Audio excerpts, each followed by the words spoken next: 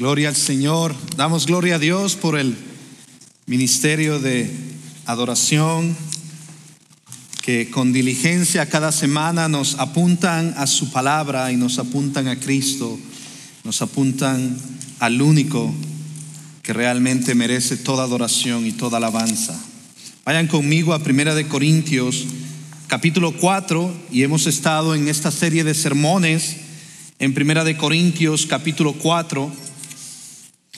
Y la semana pasada estuvimos hablando donde Pablo exhortaba y animaba a la iglesia de Corintios a ya no ser bebés espirituales, sino crecer en madurez, a no estar peleando en discusiones, en divisiones que no traen nada de provecho, diciendo yo soy de este, yo soy del otro, yo soy de aquí, permanezco a este, me asocio con este, aprendí de este,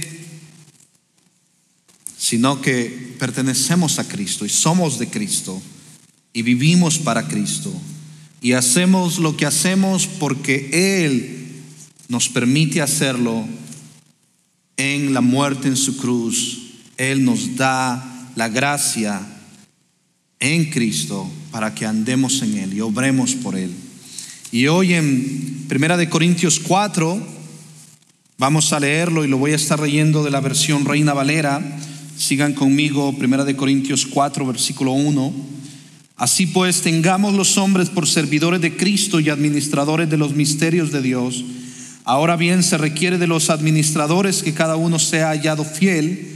Yo en muy poco tengo el ser juzgado por vosotros o por tribunal humano, ni aun yo me juzgo a mí mismo, porque aunque de nada tengo mala conciencia, no por eso estoy justificado, pero el que me juzga es el Señor.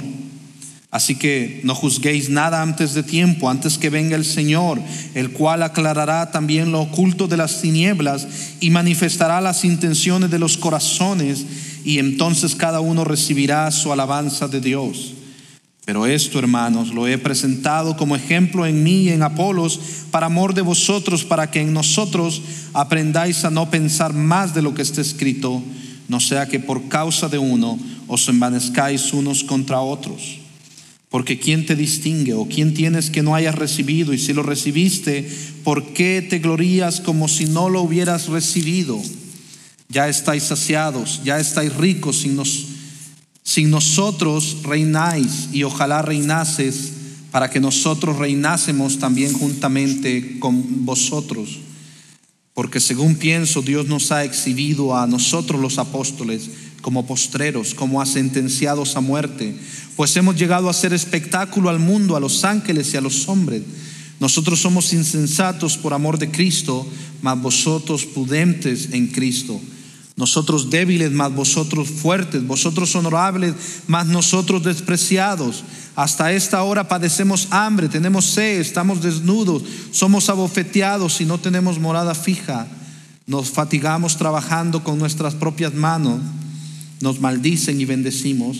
Padecemos persecución y la soportamos. Nos difaman y rogamos.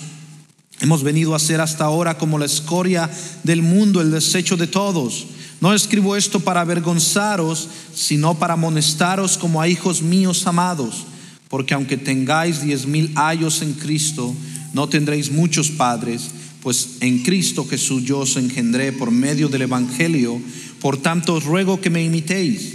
Por esto mismo os he enviado a Timoteo, que es mi hijo amado y fiel en el Señor, el cual os recordará mi proceder en Cristo, de la manera que enseñó en todas partes y en todas las iglesias. Mas algunos están envanecidos, como si yo nunca hubiese de ir a vosotros. Pero iré pronto a vosotros si el Señor quiere, y conoceré no las palabras, sino el poder de los que andan envanecidos. Porque el reino de Dios no consiste en palabras, sino en poder.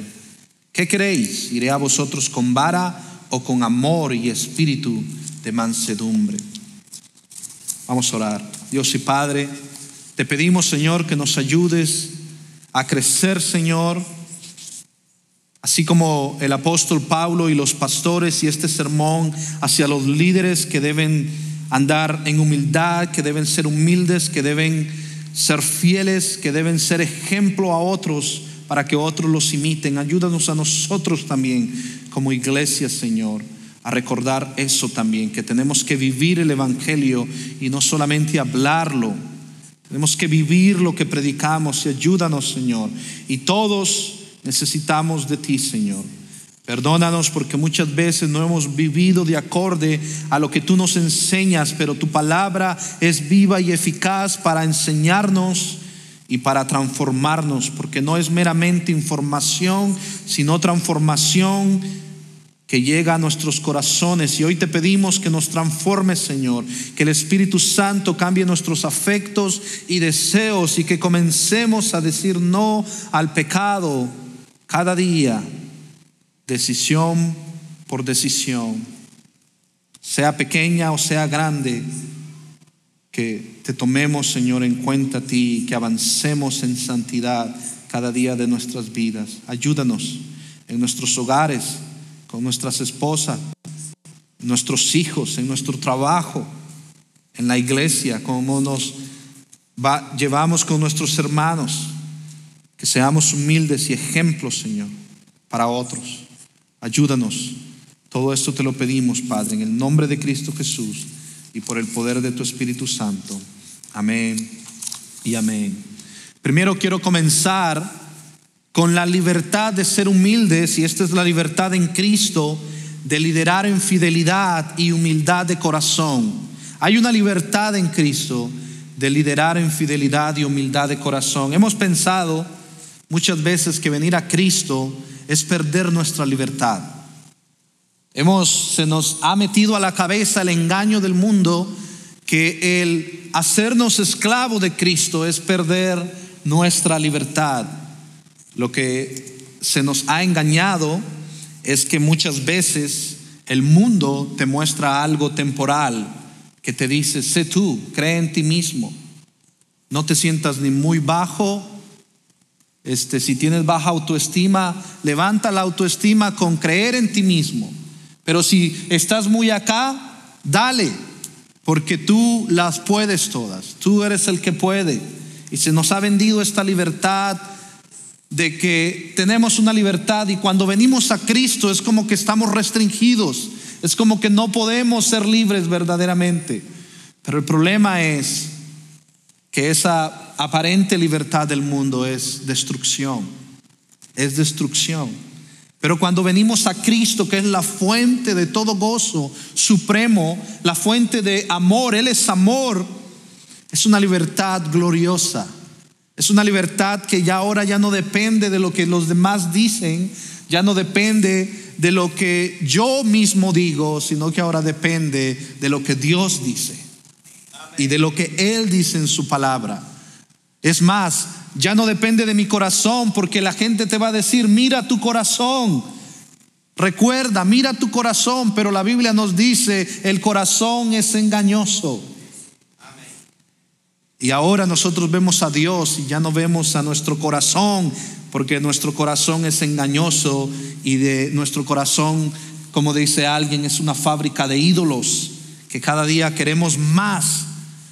Y toda insuficiencia, como dijo alguien, nos lleva de vuelta a Cristo, porque nos dice: Él es suficiente, Él lo suple todo, Él es el único que puede salvarte. Y primer punto, quiero que veamos que la libertad de ser humildes de corazón en Cristo. Hay una libertad de ser humildes de corazón en Cristo. Y voy a estar leyendo ahora de la Nueva Biblia de las Américas, y miren lo que dice: somos servidores de Cristo y mayordomos de los misterios de Dios. Pablo, el apóstol, los líderes, ellos, Pablo dice: nosotros somos servidores de Cristo y mayordomos de los misterios de Dios. Versículo 1 dice que todo hombre nos considere de esta manera, como servidores de Cristo y administradores de los misterios de Dios. Servidores de Cristo, en este caso se refiere más a un ministro de Cristo, alguien que predica la palabra de Dios, que sirve a su amo como un esclavo de tercera clase. Habían esclavos en ese tiempo que eran los que remaban y estaban abajo. Y Pablo se está haciendo el ejemplo que él es como un apóstol de esa tercera categoría, de esos que remaban. No es que él pidió ser un servidor de Cristo, sino que lo pusieron ahí. Dios lo puso. Dios fue el que lo puso, y Dios es el que aparta y el que llama pastores. La iglesia los afirma, pero Dios es el quien llama, y Dios es el quien escoge, y Dios es el que aparta. Pero Pablo dice: me considero como a un servidor. Así me considero, de esta manera, como servidores de Cristo, como mensajeros que cuidan del rebaño. Y si estamos liderando en la iglesia, si alguien es un pastor o enseña la palabra, recuerda, eres un servidor de Cristo, por ende de tus hermanos. Y un administrador, así que no eres el gerente, no eres el jefe, tampoco el dueño. Tú y yo no somos el jefe en la iglesia, tú y yo no somos los dueños de las ovejas, tú y yo somos servidores. Y eso nos debe recordar a la humildad. Juan Calvino dice, refiriéndose a Pablo y Apolos, que son ministros de Cristo, con lo cual da a entender que deben aplicarse no a su propio trabajo, sino al del Señor. ¿Quién los ha puesto como su siervo? Y que no están designados para gobernar de manera autoritaria en la iglesia, sino que están sujetos a la autoridad de Cristo. En resumen, somos siervos y no amos. Somos siervos y no amos, y tenemos que recordarnos eso todo el tiempo. Hermanos, un pastor debe ser humilde, un siervo de Cristo, por amor a Cristo y a lo que Dios nos ha encomendado. Si un pastor o cualquier hermano no muestra que es humilde y está tomando la iglesia como si fuera suya, está en un grave peligro. No es nuestro reino, es el reino de Dios. Es las ovejas que Él compró con su propia sangre. Y recordemos que nosotros solo somos servidores, administradores del Rey de reyes y Señor de señores. Y cuando Él regrese por su amada iglesia, por su amada novia, por su preciosa iglesia, Él nos pedirá cuentas. ¿Qué le vas a decir a Él? ¿Cómo trataste? Pero luego dice también que somos administradores. Esto viene de dispensar, de administrar. Viene del griego oikonomos, que significa, de ahí se deriva economía. Es el administrador de una casa o de los asuntos de la casa, especialmente un mayordomo administra. Y se acuerdan, en Lucas 12:42 en adelante nos habla del mayordomo fiel y del mayordomo infiel. El fiel recibirá la recompensa, lo pondrán sobre todos sus bienes, el rey lo pondrá sobre todos sus bienes. Pero el infiel, dice en Lucas 12:45-46, aquel siervo infiel dice en su corazón, mire dónde dice, en su corazón: mi Señor tardará en venir. Y empieza a golpear a los criados y a las criadas, y a comer, a beber y embriagarse. El Señor de aquel siervo llegará un día cuando él no lo espera, y a una hora que no sabe, y lo azotará severamente y le asignará un lugar con los incrédulos. En Jeremías y en Isaías vemos que Dios dice: ustedes, pastores, han quitado la lana de las ovejas y se han engordado y no han cuidado de las ovejas, pero yo vendré, y dice, y yo mismo cuidaré de mis ovejas.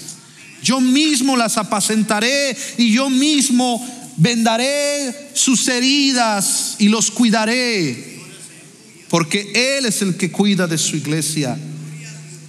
Y nosotros vemos que Pedro lo resume de una forma entre advertencia y ánimo, diciéndolo a los pastores en 1 de Pedro 5:1-5: por tanto, a los ancianos entre ustedes exhorto, yo, anciano como ellos y testigo de los padecimientos de Cristo y también participante de la gloria que ha de ser revelada, pastoreen el rebaño de Dios entre ustedes, velando por él, no por obligación, sino voluntariamente, como quiere Dios, no por la avaricia del dinero, sino con sincero deseo, tampoco como teniendo señorío sobre los que han sido confiados, no adueñándose de ellos, sino demostrando ser ejemplos del rebaño.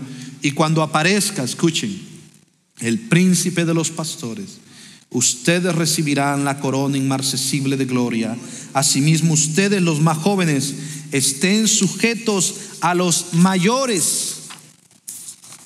Y todos revístanse de humildad en su trato mutuo, porque Dios resiste a los soberbios, pero da gracia a los humildes. Esto no solo es para los pastores, esto no solo es para los líderes, esto no solo es para el apóstol Pablo. Si nosotros no nos revestimos de humildad, comenzando en nuestro corazón, vamos a tratar a la iglesia como cualquier cosa, vamos a tratar a los hermanos en Cristo como basura, pero no, Él los compró con su sangre. Y Él va a pedir cuentas a los pastores de cómo tratamos la iglesia y a los hermanos. Y esto, amada iglesia, no solo son los pastores, somos todos nosotros. Servimos unos a otros por amor a Cristo y nos revestimos de humildad en nuestro trato mutuo, velando por el regreso de nuestro preciado Señor y Salvador, que viene por su amada iglesia, la cual Él compró con su sangre. Y si has dicho en tu corazón, el Señor no va a regresar, se ha tardado, han pasado años, hace miles de años decimos que Él va a regresar, ten cuidado. Ten cuidado y di como Juan en Apocalipsis: ven, Señor, pronto, ven. Porque eso va a crear un deseo en ti de hacer la obra del Rey, a la manera del Rey. Y nos va a crear en nosotros humildad de que por gracia hemos recibido esta administración y debemos dispensarla por gracia. Debemos administrarla, los misterios de Dios, por gracia. Pero también se te requiere ser fiel a Cristo por su gracia. 1 Corintios 4:2 dice: ahora bien, los que se requiere además de los administradores es que cada uno se haya hallado fiel. 1 Corintios 15:9-10, miren lo que afirma Pablo: porque yo soy el más pequeño de los apóstoles. Miren cómo se habla Pablo. Yo soy el más pequeño de los apóstoles, que no soy digno de ser llamado apóstol. Pero ahí está Pablo, él es apóstol. ¿Por qué? Porque Jesús lo llamó, porque Dios lo puso ahí. Pero él tiene un concepto de sí, ni menos aquí ni a muy acá, sino conforme al evangelio. Porque luego dice, porque perseguía la iglesia de Dios, por eso lo dice. Pero por la gracia de Dios, dice Pablo, versículo 10 de 1 Corintios 15, soy lo que soy. Y su gracia no ha sido en vana para conmigo. Antes dice, he trabajado más que todos ellos. Se te requiere ser fiel en Cristo. Dice Pablo, he trabajado más que todos ellos, pero no yo, dice Pablo, sino la gracia de Dios conmigo. Nunca te lleves la gloria. Y a veces decimos, yo llevo 20 años en la iglesia y no se me pone a liderar o no se me pone a hacer esto o lo otro. Hermanos, tenemos que recordar que lo que hacemos, lo hacemos por servir a Dios, a los hermanos, pero lo hacemos por la pura gracia del Señor. Y la gracia de Dios en este caso es de ayuda. ¿A qué se refiere la gracia de Dios aquí? Es ayuda. Por el poder del Espíritu Santo, Dios nos da la gracia. Esto quiere decir que Él nos da la ayuda para ser fieles a Él, para perseverar. No nos guiamos, hermanos, por sentimientos, sino por obediencia a Cristo. Y cuando obedecemos por su gracia, Él nos da el poder por su Espíritu. Cuando empezamos con la plantación del campus, habían veces que tenía miedo a hablarle a algunos hispanos. Y una vez estaba comiendo unos taquitos. A eso no le tenía miedo, a comerme unos taquitos. Y habían unos hispanos ahí. Dije yo, voy a predicarles. Y le dije, Dios, dame la gracia. Dame la gracia. Y en ese momento salió el dueño del restaurante y se sentó ahí al lado mío. Y yo, Señor, dame la gracia. Y a veces nosotros le pedimos a Dios cosas que Él está ahí, pero Él quiere que seamos obedientes. Y a veces nosotros pensamos que la gracia es que va a venir un sentimiento de que qué valiente me siento. y qué poderoso me siento. No, la gracia de Dios viene en la ayuda cuando tú eres débil, pero eres obediente. La gracia de Dios viene en esa ayuda cuando tú tienes nervios, pero eres obediente a Dios y eres valiente por el poder del Espíritu Santo. Y por eso se requiere ser fiel a Cristo por su gracia. ¿Cómo somos fieles? Hay mucho que decir sobre esto, pero obviamente el morir a nuestro yo, no estar en discusiones, en fábulas profanas, en propias de viejas. 1 Timoteo 4:7 lo afirma. Más bien disciplínate a ti mismo para la piedad. En esos momentos de duda, de miedo, disciplínate a ti mismo y confía en el Señor, que cuando des un paso, Él está ahí contigo. Amén. Confía en el Señor de que cuando abras la boca, Él está ahí contigo. Y ahí es donde el Señor te da la gracia. Y en eso confiamos. Nos disciplinamos para la piedad. En otras palabras, Pablo nos dice: no te enredes en fábulas, no prestes atención a mitos y leyendas, sino que esfuérzate en la gracia de Dios, disciplínate en el poder del Espíritu Santo. Y miren lo que le dice Pablo a Timoteo en 1 Timoteo 1, 4, 5: ni prestarán atención a mitos y genealogías interminables, lo que da lugar a discusiones inútiles, en vez de hacer avanzar, ¿qué dice? El plan de Dios, que es por fe.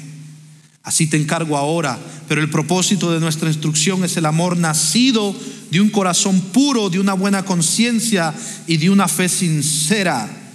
Hermanos, y como alguien dijo, nosotros podemos andar creyendo que andamos con una conciencia limpia, pero eso no quiere decir que somos inocentes o desobedientes, porque una buena conciencia y una fe sincera es una fe obediente, es una fe que avanza en obediencia y honor al Señor.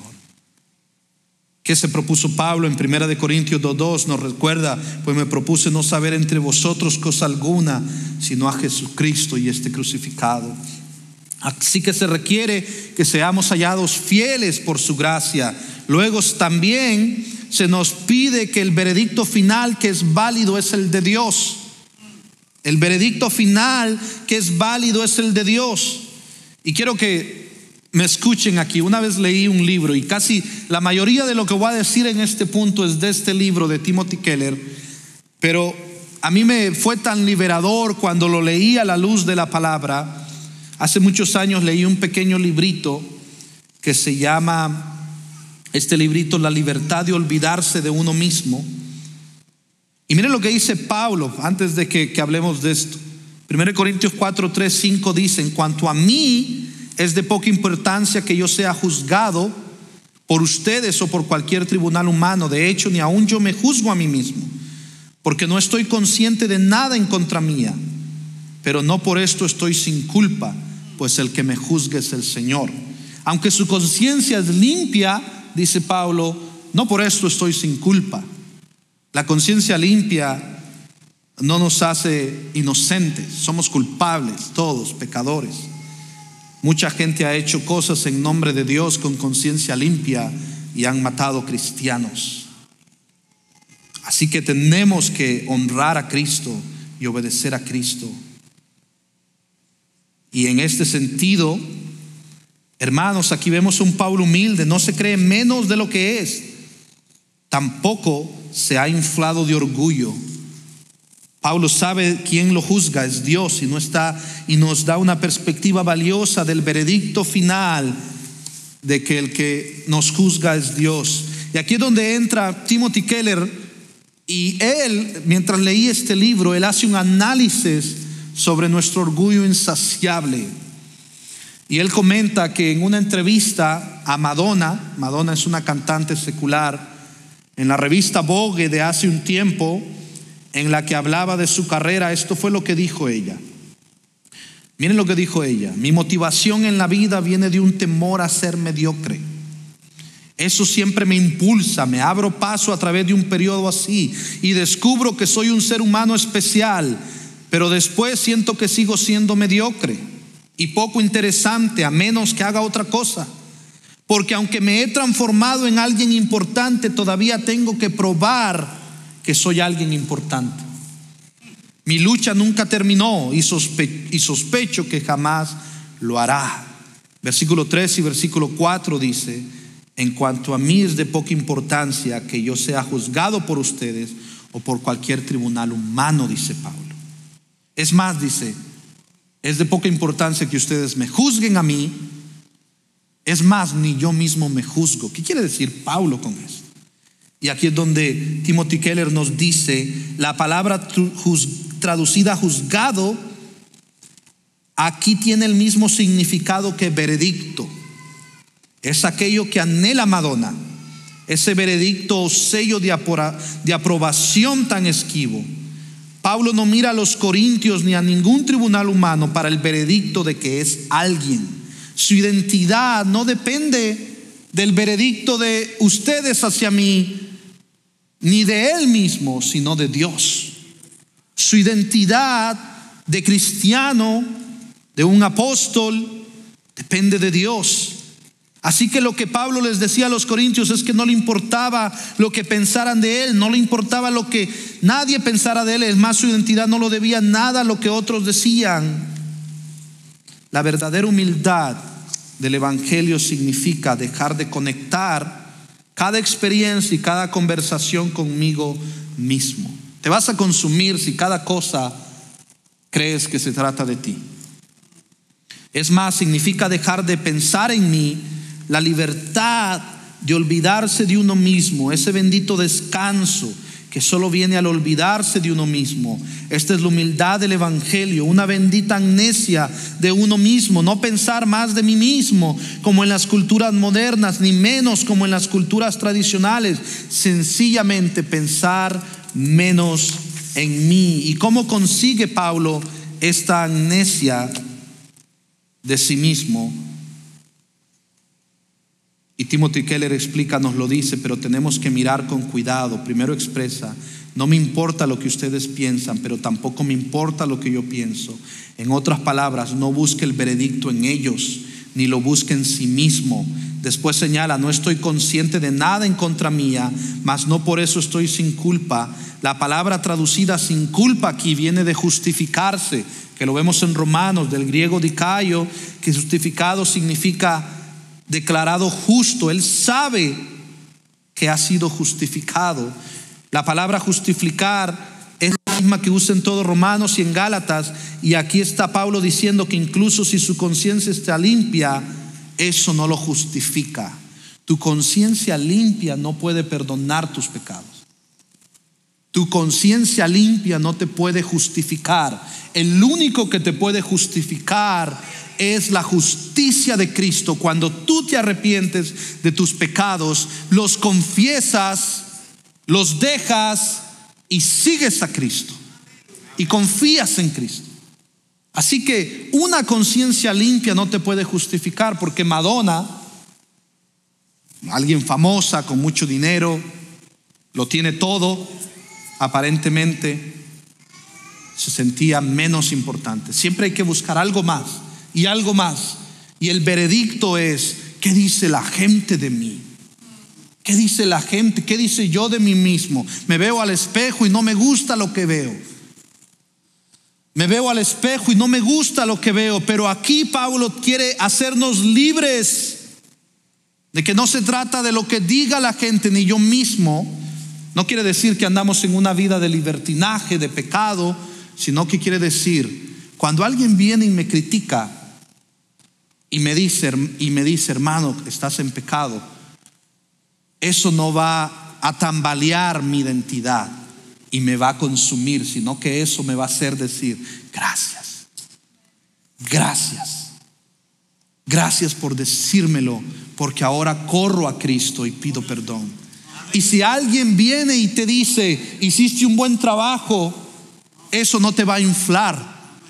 O si tienes éxito en la vida, eso no te va a inflar, porque tú vas a ver que todo es por gracia del Señor.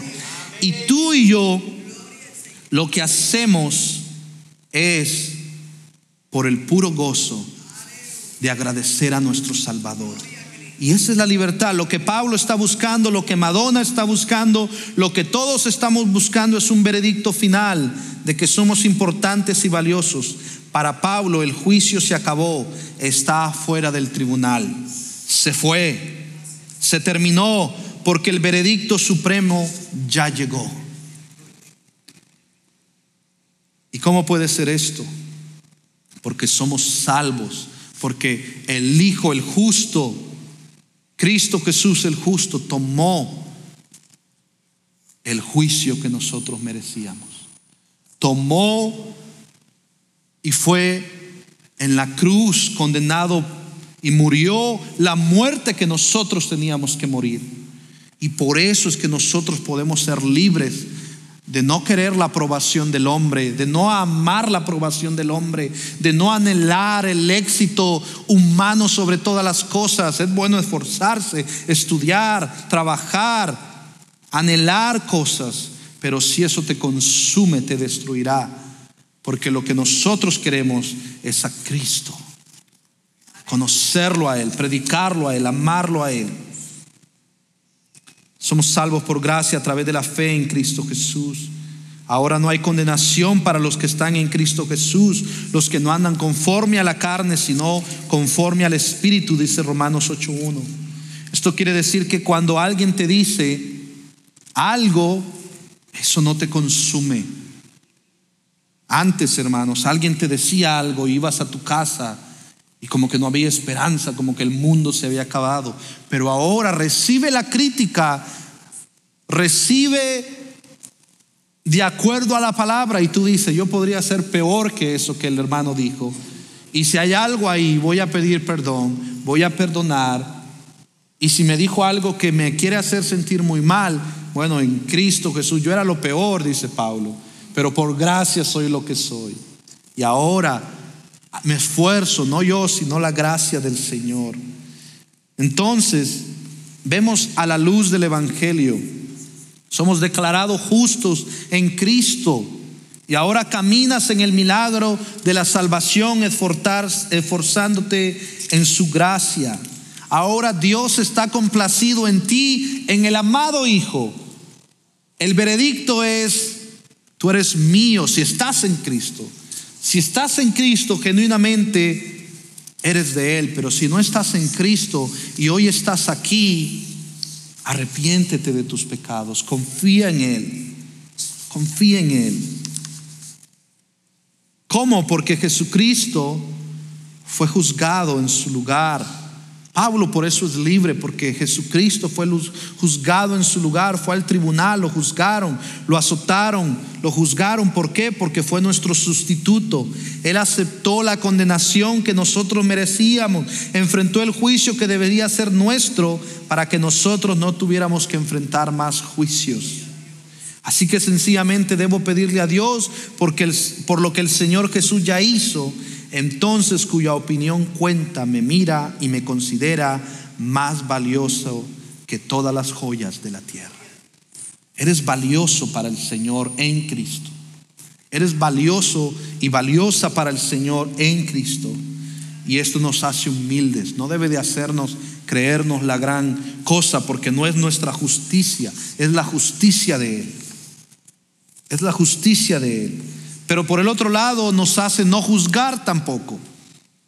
Cuidado con sentirnos superiores y juzgar nosotros. Miren Pablo en Corintios 4:5: por tanto no juzguen antes de tiempo, sino esperen hasta que el Señor venga, el cual sacará a la luz las cosas ocultas en las tinieblas y también pondrá de manifiesto los designios de los corazones. Entonces cada uno recibirá de parte de Dios la alabanza que le corresponde. Hermanos, como iglesia nosotros tenemos las llaves de la disciplina de la iglesia. Alguien peca, Mateo 18 dice: ve con ese hermano, llámalo al arrepentimiento a solas. Si no se arrepiente, llama a 2 o 3 ancianos. Si no se arrepiente, llama a la iglesia, y si no se arrepiente, sácalo. Sin embargo, aquí lo que está hablando es que muchas cosas tenemos que tener cuidado, porque cuando juzgamos algunas cosas entre hermanos, nosotros no conocemos las motivaciones del corazón del otro. Nosotros tenemos una vista limitada. Solo Dios es soberano. Solo Dios lo sabe todo. Y ahí es donde tenemos que ser humildes hasta para juzgar también. Porque tenemos que decir: Señor, tú lo conoces todo. Guarda mi corazón del chisme, de la amargura, del odio, del rechazo a mi hermano. Ayúdame. Y el pastor Miguel Núñez, en uno de sus libros más calentitos que acaba de sacar, que se llama ¿Crees la Biblia o vives la Biblia?, él dice que cuando juzgamos las motivaciones de los demás, nuestras inseguridades nos llevan a desconfiar de los demás. Y con el tiempo nos volvemos paranoicos. Llegamos a dudar no solo de las motivaciones de los demás, sino también a pensar que nos están juzgando y nos sentimos juzgados con frecuencia. Cuando experimentamos eso, es la mano de Dios permitiendo que seamos juzgados de la misma manera que hemos estado juzgando. Con la misma vara que mides serás medido. Cristo enseñaba que nuestro juicio debe ser justo y sano. No significa que no hagamos un justo y sano juicio, pero a veces lo hacemos injustamente y enfermizo. Y el autor Terry Cooper dice de Juan 7:4: no juzguen por la apariencia, sino juzguen con juicio justo. Normalmente nuestro juicio está contaminado y por tanto es injusto, porque somos personas pecadoras, egoístas, inseguras, exigentes y llenas de autojustificaciones. Por eso la iglesia se necesita unos a otros, para que todos nosotros examinemos a la luz del evangelio si estamos firmes en él. Nosotros nos necesitamos unos a otros para que cualquiera que predique aquí y predica una herejía, nosotros como iglesia la filtramos a la luz de la Escritura y decimos: no más. Por eso nos necesitamos unos a otros, porque quizá tu hermano no está viendo su pecado, o quizá lo ve pero no quiere y necesita de ti que le hagas preguntas y que en vez de juzgarlo le preguntes y le digas: vi esto en ti, ¿crees que es algo que está mal? Y luego, haciendo preguntas, respetamos a nuestro hermano en vez de hacer juicios. No significa no hablarnos la verdad, significa que lo hacemos con un justo y sano juicio a la luz de la palabra. Segundo, hermanos, todo es por gracia. Aún seguimos en la lucha contra el orgullo. Mira lo que dice 1 Corintios 4:6-13. Y primero lo que vamos a ver: no se vuelvan arrogantes los unos contra los otros. Todos hemos recibido por gracia. Esto, hermano, lo hemos aplicado en sentido figurado, dice el versículo 6, a mí mismo y a Apolos por amor a ustedes, para que en nosotros aprendan a no sobrepasar lo que está escrito, para que ninguno de ustedes se vuelva arrogante a favor del uno contra el otro. Y esto crea madurez, y creo que esto va al punto de lo que pasó entre nosotros. Nos volvimos arrogantes el uno contra el otro, a favor de este o de aquel, y no tuvimos la madurez de sentarnos y escucharnos. Y el Señor traerá a la luz cada parte de nosotros. Él dará la recompensa a cada quien.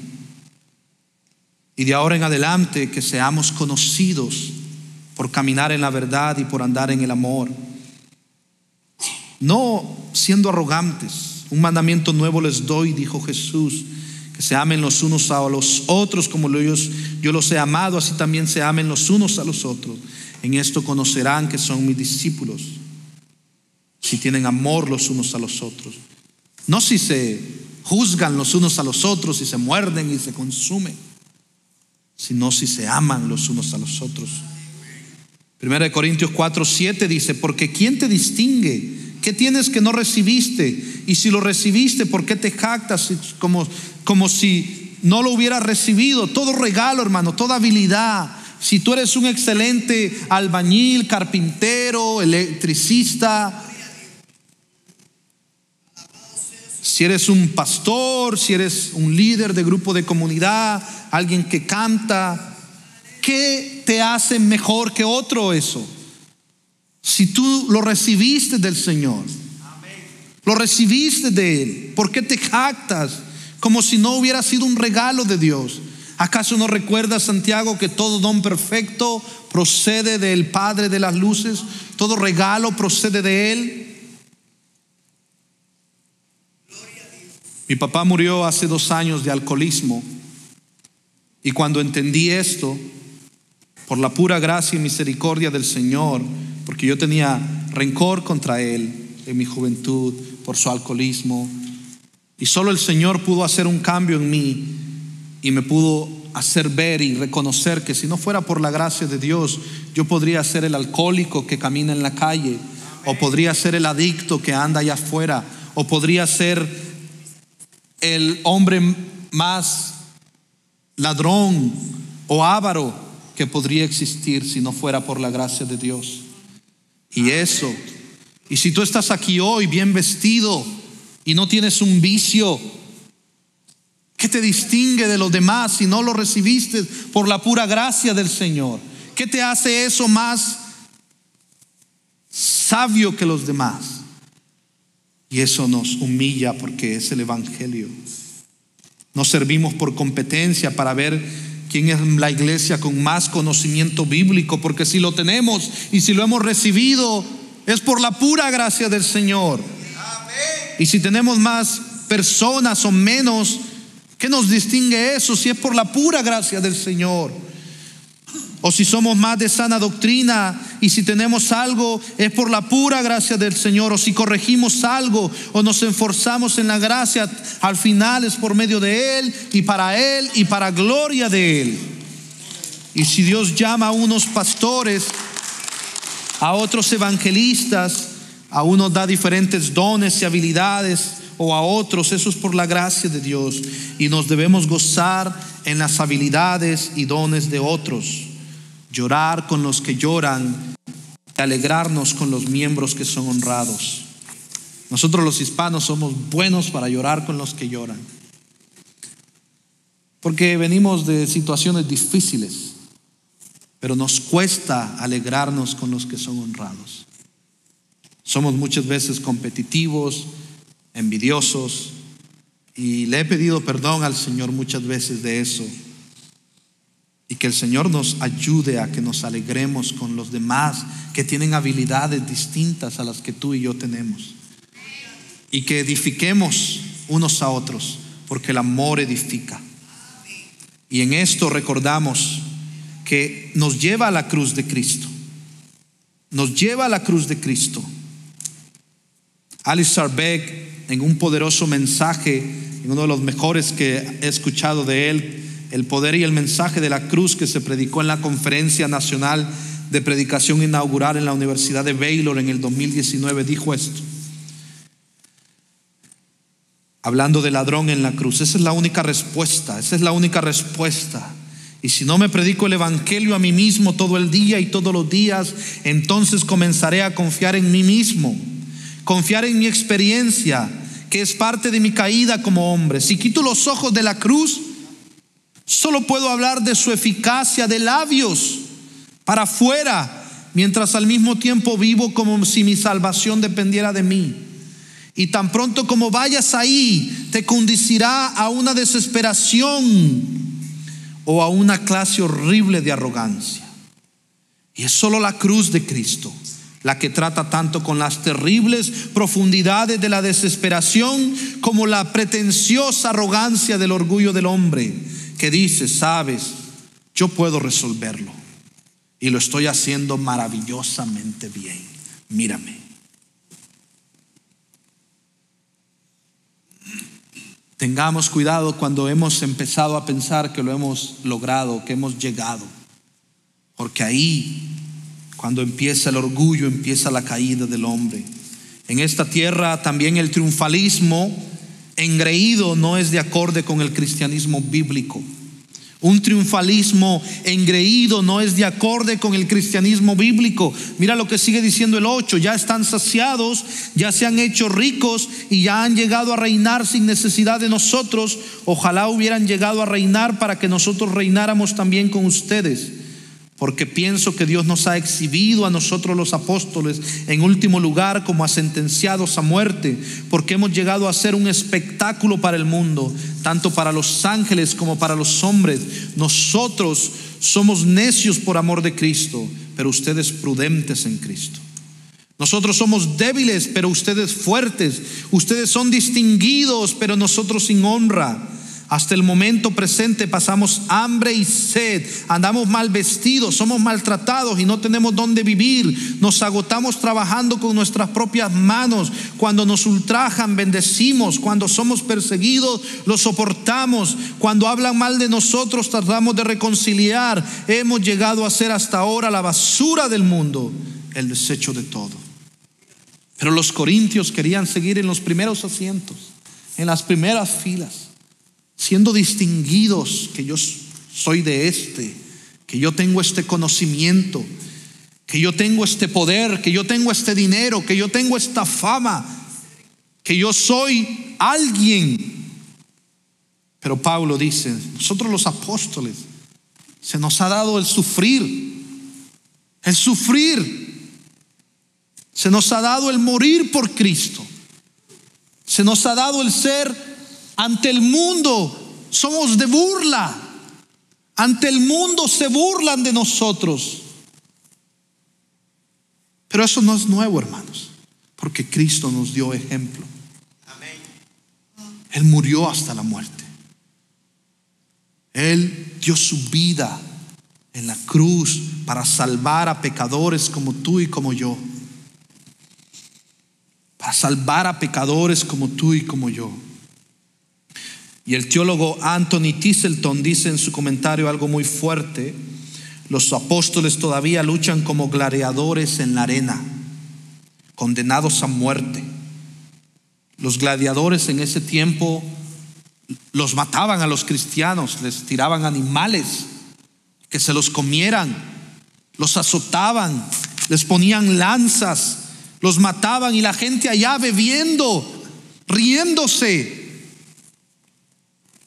Y los corintios querían seguirse complaciendo, viviendo al nivel de esta gente. No habían entendido. Mientras condenados a muerte y a hacer un espectáculo, mientras los corintios se relajan en los mejores asientos y solo aplauden o incluso abuchean. Es como que los corintios estaban ahí en ese coliseo. Como por un lado, ahí está el apóstol, ahí está Pablo, pero nosotros seguimos aquí, abuchando. Mientras ellos morían por Cristo. Para los incrédulos que se autodenominen sabios, los apóstoles son un hedor que hay que evitar, o una inmundicia de la que se avergüenzan. Como necios llevan la auténtica marca de un testimonio cruciforme. Los apóstoles, tratados como necios, llevan la auténtica marca de un testimonio cruciforme. Pero muchos cristianos de Corinto no quieren saber nada de esto, sino ser tratados con honor como alguien a los ojos del mundo. Yo quiero ser alguien. Ese veredicto que Madonna, que cualquier cantante quiere, ese veredicto que yo soy importante, se ha incrustado en nosotros. Queremos ser alguien. Por eso la libertad de olvidarse a uno mismo es tan importante. Que yo mengüe, Señor, y que tú seas exaltado. Que yo sea olvidado, Señor, pero que tu nombre sea predicado. Y de esto se trata el evangelio. Y esto es similar al evangelio de la prosperidad, ¿no creen? Esto es similar. Queremos ser contados como los ricos, queremos ser contados como los sabios, queremos andar en posiciones altas, en carros de lujos, casas inmensas. Queremos ser contados entre ellos. Es más, cuando vamos a ese tipo de reuniones, nos reímos y nos codeamos con los de arriba, ¿verdad? Y se nos olvida quién nos salvó. Tengamos cuidado, hermano, porque muchas veces vemos de menos al hermano que sufre, que lo da todo por Cristo. Vemos de menos al hermano humilde. Vemos de menos al que no se parece a nosotros. Y Dios resiste al soberbio, al arrogante, pero ve al humilde de cerca. Así que tenemos que, como iglesia, levantarnos y vivir una vida cruciforme. Esto no significa que usted se niegue a comprarse un ice cream. Esto no significa eso. Estamos en un país donde tenemos muchas más comodidades. Somos millonarios en comparación con el resto del mundo. Somos millonarios en comparación con muchas partes del mundo. Sino que significa que cada decisión que usted tome. Alguien dijo una vez que todos nosotros pensamos bien a veces las decisiones grandes, le pedimos dirección al Señor, pero en las decisiones pequeñas se nos olvida. Y que cada decisión, hermanos, que tomemos, digamos, ¿cómo me está disciplinando esto más para la piedad? ¿Cómo me está disciplinando esto para ser más como Cristo? Y en eso nos quitamos el viejo hombre y nos ponemos el nuevo hombre. Debemos tener cuidado cómo vivimos en Estados Unidos, de no caer en un cristianismo triunfalista y engreído, que yo me las puedo. ¿Cómo es posible que tú vivas así? ¿Cómo es posible que no tengas fe? ¿Cómo es posible que tú andes predicando en esas montañas y no tienes un carro? Ten más fe. Cuidado con ese cristianismo engreído y triunfalista. Porque nosotros, ya sea que vayamos a pie o en carro, predicamos a Cristo y este crucificado.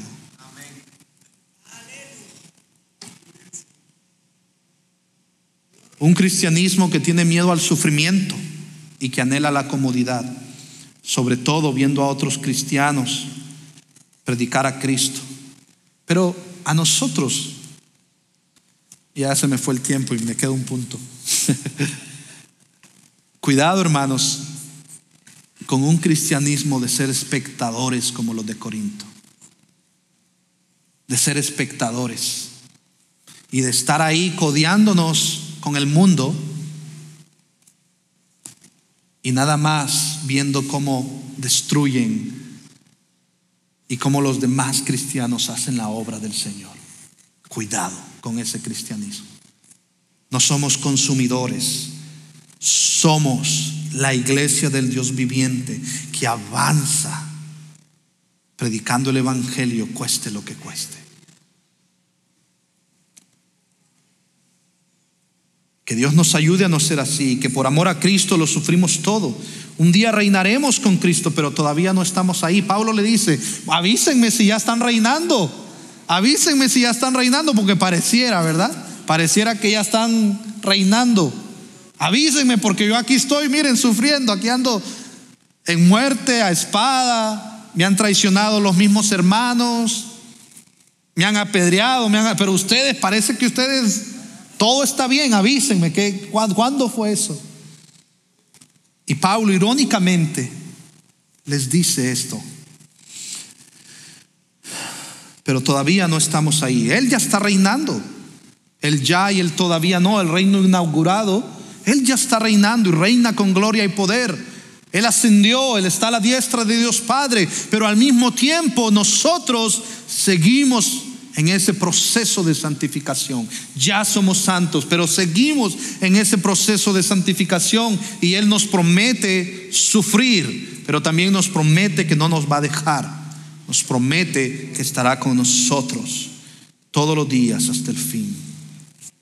Por último, hermanos, Imiten el corazón amoroso de Pablo como de un padre, no como de un jefe arrogante. Versículo 14 dice: no les escribo estas cosas para avergonzarlos, sino para amonestarlos como a hijos míos amados. Porque aunque ustedes tengan innumerables maestros o tutores o ayos, sin embargo no tienen muchos padres, pues en Cristo Jesús yo los engendré por medio del Evangelio. Pablo viene con un corazón pastoral. A Pablo no solo quiere darles con la vara, en versículo último dices, no solo quiere exhortarlos. Yo me recuerdo el que era mi pastor en Honduras, él tiene 85 años. Él fue como un padre para mí. Y a veces cuando yo era bien joven, cuando tenía como 15 años, yo a veces me perdía por 3, 4 semanas y yo regresaba con vergüenza y yo quería que él me diera un bibliazo así en la cabeza. Pero yo quería que él se sacara la faja y me diera. Pero no, él me arrollaba con su amor y me decía: arrepiéntete, síguelo. Y eso me dolía más que cualquier cosa, hermano. Eso me dolía más que con ese amor. Pero también al mismo tiempo me apuntaba con valor a Cristo, que lo siguiera, que si no me iba a morir, me iba a destruir. Cuidado por ellos. Pablo tiene un cuidado por ellos como un padre, porque él les predicó, quizá él les predicó el evangelio y ellos vinieron a Cristo en el cuidado de Pablo, en la predicación de Pablo, como un padre. Pablo es ejemplo de una vida cruciforme. Miren el 16: por tanto los exhorto, sean imitadores míos. Pablo puede decir: imítenme a mí. Y los líderes y pastores deberíamos poder decir eso. Deberíamos poder decir eso. 2 Corintios 6:13 en adelante dice: no dando nosotros en nada motivo de tropiezo para que el ministerio no sea desacreditado, pues en todo nos recomendamos a nosotros mismos como ministros de Dios, en mucha perseverancia, en aflicciones, en privaciones, en angustias, en azotes, en cárceles, en tumultos, en trabajos, en desvelos, en ayunos, en pureza, en conocimiento, con paciencia, con bondad, en el Espíritu Santo, en amor sincero, en palabra de verdad, en el poder de Dios, por armas de justicia, por la derecha, para la izquierda, en honra y en deshonra, en mala fama y en buena fama, como impostores pero veraces, somos tratados como desconocidos pero bien conocidos, como moribundos pero vivimos, como castigados pero no condenados a muerte, como entristecidos pero siempre gozosos, como pobres pero enriqueciendo a muchos, como no teniendo nada aunque poseyéndolo todo. Nuestra boca, oh Corintios, les ha hablado con toda franqueza. Nuestros corazones se han abierto de par en par. Pablo les dice en 1 Tesalonicenses 2:7 y 9, miren lo que le dice: llegaron a ser muy amados por nosotros, teniendo un gran afecto por ustedes, nos hemos complacido en impartirles no solo el evangelio de Dios, sino también nuestras propias vidas, pues llegaron a ser muy amados para nosotros. Pablo dice: aquí ando todo moribundo, pero vivo en Cristo.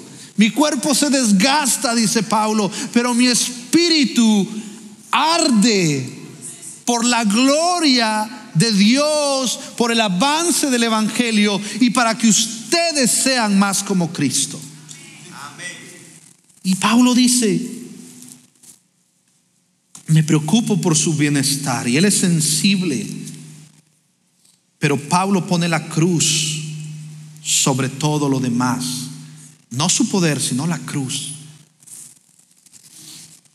Y últimos versículos: por esta razón le he enviado a Timoteo, que es mi hijo amado y fiel en el Señor. Él le recordará mis caminos, los caminos en Cristo, tal como yo enseño en todas partes, en cada iglesia. Algunos de ustedes se han vuelto arrogantes, como si yo no hubiera de ir a verlos, pero iré a verlos pronto, si el Señor quiere, y conoceré no las palabras de los arrogantes, sino el poder que tienen. A ver si es cierto que son lo que son. Porque el reino de Dios no consiste en palabras, sino en poder. Y con esto termino. Calvino dijo acerca del versículo 20, él lo tradujo de esta forma. Miren cómo lo tradujo Calvino: El reino de Dios no es cuestión de palabras, sino de eficacia sólida. Ok, ¿qué significa eso? Miren lo que dice James Montgomery Boyce. Así que si preguntas si una persona está llena del poder del Espíritu, la única manera de responder es determinar si habla de Jesús con frecuencia y eficacia. No se trata si habla de un idioma inteligible o si hace milagros. La pregunta es: ¿da testimonio de Jesucristo? Y bendice Dios ese testimonio en la conversión de hombres y mujeres. ¿De cuál eficacia está hablando aquí? ¿De cuál poder está hablando aquí Pablo? Del poder de la cruz, del poder de salvación. Si un hombre dice que conoce a Pablo, que conoce a Apolos, que conoce a Cristo, que soy de este, no me vengas solo con palabras arrogantes. Muéstrame el poder de Dios. ¿Y cuál es el poder de Dios? Salvación de pecadores que están muertos y que resucitan a vida. Pecadores que dice: el Señor los salvó. Y ahora estos predicadores son como padres.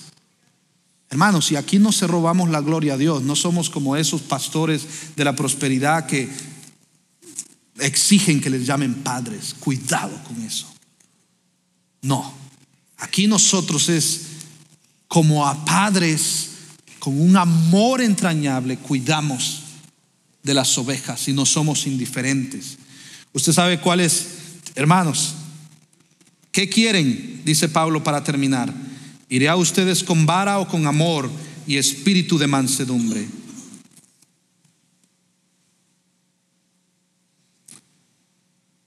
Y Tisselton dice una vez más: la atención pastoral de Pablo no da cabida a la cobardía moral.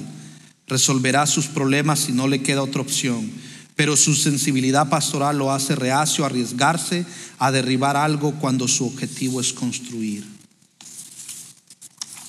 ¿Por qué Pablo le dice: iré a ustedes con vara o con amor y espíritu de mansedumbre? Porque eso era lo que hacían otros. Venían a destruir y nada más con la vara. Pero Pablo dice: yo me preocupo por ustedes. Yo los corrijo, pero al mismo tiempo genuinamente me preocupo por ustedes. Alguien dijo, hermanos, ¿cuáles creen ustedes que es el opuesto de amor? Odio. Pero en palabras de Pablo aquí no es odio, no es ira, es indiferencia. Y Pablo dice: yo no soy indiferente a ustedes, sino que los amo. Yo no hago oídos sordos a sus problemas, sino que como Cristo se dio por mí, yo les doy hasta mi vida. Y les envío a Timoteo, e iré a verlos y haré todo lo que sea posible. Les doy la palabra, les doy el alimento, los exhorto, pero también les doy mi amor, no mi indiferencia, dice Pablo. Y por eso Pablo les apunta a Cristo, que es el único que puede salvarlos. Oremos. Dios y Padre, ayúdanos para tu gloria, para honrarte a ti, para amarte a ti sobre todo. Si hay alguien aquí que no se ha arrepentido de sus pecados y quiera bautizarse, quiera conocer más a Cristo, que tú les salves, Señor. Que el Espíritu Santo les salve. Que abras los ojos del entendimiento a la luz de Cristo.